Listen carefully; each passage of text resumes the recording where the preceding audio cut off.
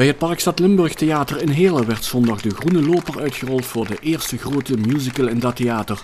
Shrek de Musical van Albert Verlinde speelt tot eind deze maand in Heerlen. Het is voor het eerst in de geschiedenis dat het theater een musical van die omvang over de vloer krijgt. Sinds de verbouwing hier in Heerlen, toen we ook de zaal met 200 stoelen vergroot hebben, zijn we natuurlijk wat dat betreft een maatje groter geworden. Zijn we weer als Parkstad echt de 5e stad van Nederland.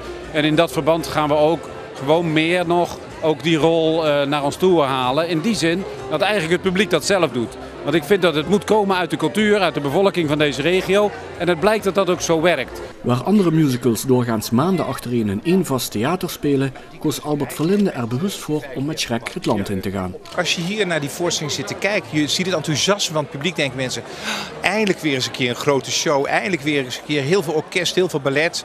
Laten we dat met z'n allen vol blijven houden. In ieder geval Shrek nu en volgend seizoen komt met Flashdance. Ik blijf grote producties het land in pompen.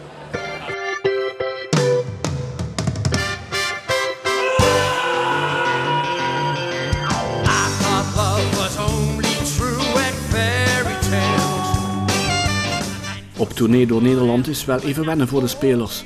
Dat betekent ook dagen, zo niet wekenlang van huis. Ik heb nu een paar keer vast theater gehad, Scheveningen onder andere natuurlijk. Ik moet zeggen, ik woon natuurlijk in Amsterdam. Dus met je scootertje naar je werk is wel lekker. Maar ik ben gek op toeren en ik hou van theaters.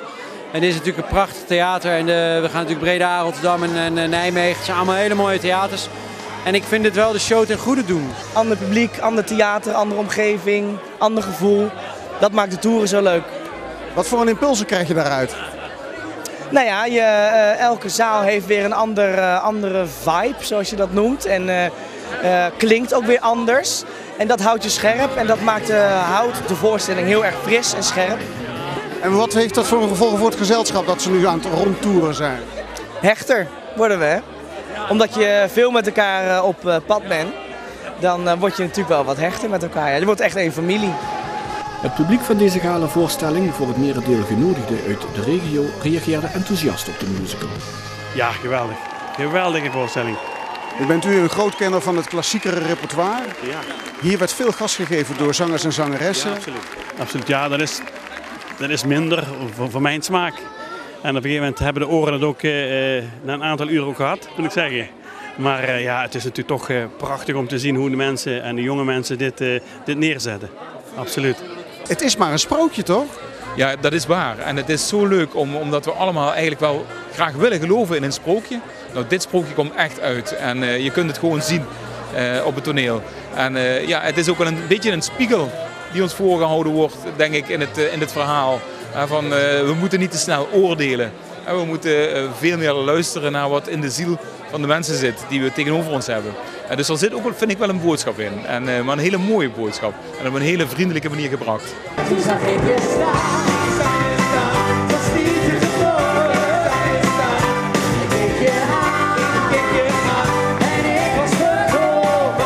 Je hebt natuurlijk wel een hele zware rol. Hè? Ik bedoel, je hebt een masker op waar je u tegen zegt. Ja.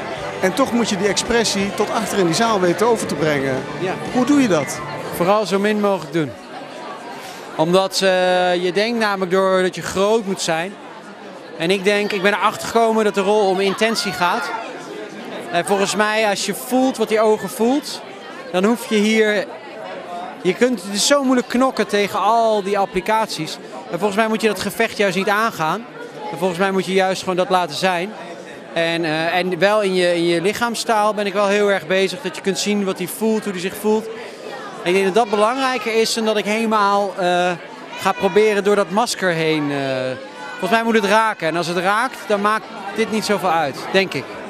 Dit is volgens mij een hele zware rol om iedere keer vanuit je knieën toch de toppen van de regionen met je stem te moeten bereiken. Nou, dat valt best wel mee.